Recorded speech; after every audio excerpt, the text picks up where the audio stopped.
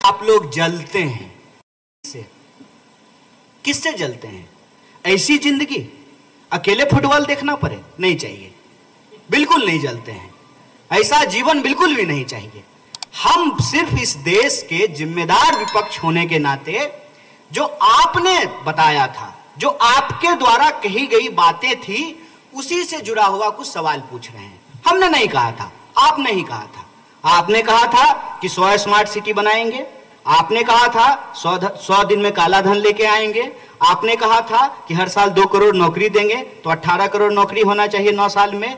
आपने कहा था किसानों की आमदनी दुगनी कर देंगे, आपने कहा था महंगाई कम कर देंगे, आपने कहा था कि महिलाओं के ऊपर अत्याचार कम हो जाएगा, आपने कहा था कि इस देश के भीतर जो भी रहने वाले लोग हैं सबको साथ लेकर के चलेंगे और अच्छा दिन आएगा। ये तमाम वादे आपके द्वारा किए गए थे और आज आप अपने अचीवमेंट के रूप में जो चीजें गिना रहे हैं उसमें एक भी यह बात नहीं कही जा रही है। स्वयं प्रधानमंत्री ने इन बातों को बोलना बंद कर दिया है। आपने देखा होगा कर्नाटक के चुनाव में भाजपा ने रोजी रोटी, कपड़ा, मकान, शिक्षा, स्वास्थ्य, सड़क, बिजली, पानी पे चुनाव नहीं लड़ा।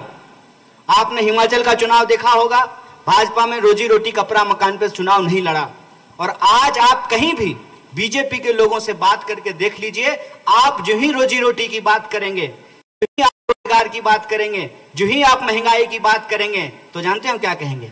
तो महंगाई कम करना प्रधानमंत्री का काम है, रोजगार देना प्रधानमंत्री का काम है। तो रोजगार देना प्रधानमंत्री का काम नहीं है तो बिजली के खंभे का उद्घाटन करना भी प्रधानमंत्री का काम नहीं है, वो काम विद्युत मंत्री का है।